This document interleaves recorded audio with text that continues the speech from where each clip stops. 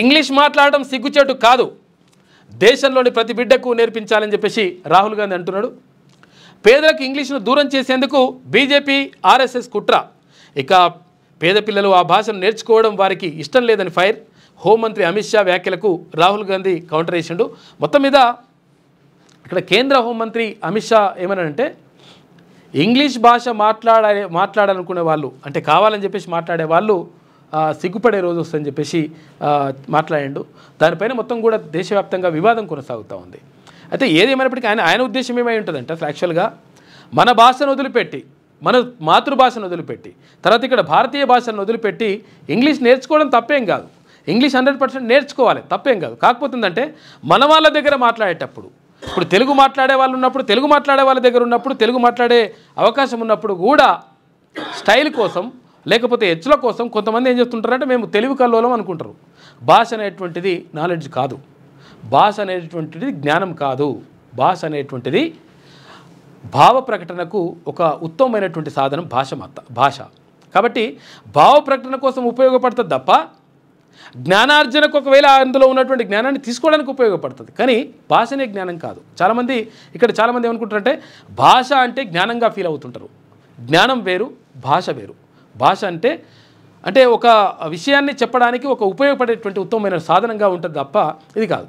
అయితే ఇక్కడ ఏం జరుగుతూ ఉంది అయితే అమిత్ షా గారి ఉద్దేశం ఏమై ఉండొచ్చు అంటే భారతీయ భాషలను మొత్తం కూడా కనుమరుగు చేసుకుంటే, మన భాషలను వదిలిపెట్టి మొత్తం ఇంగ్లీష్నే మీదనే వ్యామోహం మీద ఉంటే బాగుండదు అనేటువంటి ఉద్దేశం అయి ఉండొచ్చు. కానీ ఏమవుతుందంటే, ఇంగ్లీష్ మాట్లాడాలనుకునే వాళ్ళు సిగ్గుపడే రోజు వస్తుందని చెప్పేసి అనడం ద్వారా ఇప్పుడు మొత్తం మీద ప్రతిపక్షాలు సీరియస్ అవుతూ ఉన్నాయి. అంటే ఇంగ్లీష్ లేకుండా ఎట్లయితుంది, ప్రపంచంలో మొత్తం కూడా తిరగాలంటే, అన్ని దేశాల్లో పర్యటించాలంటే, అంతర్జాతీయ అంశాలు తెలవాలంటే, తర్వాత శాస్త్ర సాంకేతిక పరిజ్ఞానం అంతా కూడా ఎక్కువ ఇంగ్లీష్ భాషలో ఉంది. కాబట్టి మరి అది లేకుంటే ఎట్లా అనేటువంటి మాటను కూడా చర్చ జరుగుతూ ఉంది. మొత్తం మీద ఒక వివాదం మాత్రం నడుస్తుంది. ఇక ఈ విషయంలో వచ్చినప్పుడు మళ్ళీ ఇంకేమంటున్నారంటే, మరి మాతృభాష విషయం మాట్లాడుతున్నాం మంచిగా ఉన్నది, భారతీయ భాషల గురించి మాట్లాడుతున్నారు బాగానే ఉన్నది, ఇంగ్లీష్ మనకు వద్దంటున్నారు బాగానే ఉన్నది, మరి తమిళనాడు వాళ్ళు ఏం అడుగుతున్నారంటే, మరి మా తమిళనాడు కాదని మీ హిందీని ఎందుకు మాట్లాడాలి, మీ హిందీని ఎందుకు నేర్చుకోవాలి, త్రిభాషా సూత్రాన్ని మేము ఎందుకు పాటించాలని చెప్పేసి అక్కడ తమిళనాడు అడుగుతుంది ఇట్లా టైం వచ్చినప్పుడు. కాబట్టి మాతృభాషల విషయంలో నిజంగా కూడా కేంద్ర ప్రభుత్వానికి నిజంగా అట్లా ఉంటే మంచి అంశమే అది. కానీ అన్ని భాషలకు కూడా అటువంటి ప్రాధాన్యం కల్పించాలి. మేము హిందీ ఒకటే మాట్లాడాలి, హిందీ ఒకటే నేర్చుకుంటే సరిపోతుంది, ఇట్లా లేదు కథ.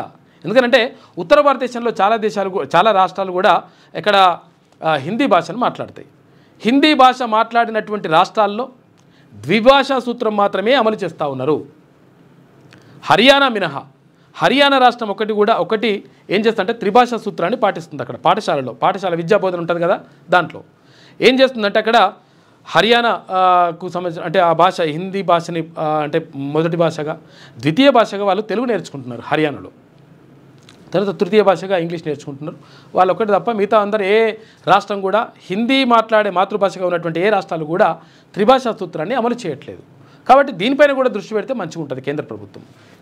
6వ తరగతి నుండి 10వ తరగతి విద్యార్థులకు గొప్ప అవకాశం. ఏపీ, తెలంగాణ మరియు సిబిఎస్ఈ విద్యార్థులకు ఎలాంటి అడ్మిషన్ ఫీజు లేకుండా సంవత్సరానికి కేవలం 1000 రూపాయలకే ఐఐటీ స్టాండర్డ్స్ తో ఆన్లైన్ ట్యూషన్స్ చెప్పబడును. 15 ఏళ్ల సుదీర్ఘ అనుభవం గల ఫ్యాకల్టీతో క్లాసులు నిర్వహించబడును. ఇప్పుడే ప్లే స్టోర్ నుండి ధర్మవాహిని యాప్ ని డౌన్లోడ్ చేసుకోండి. వివరాలకు సంప్రదించండి 7893051526.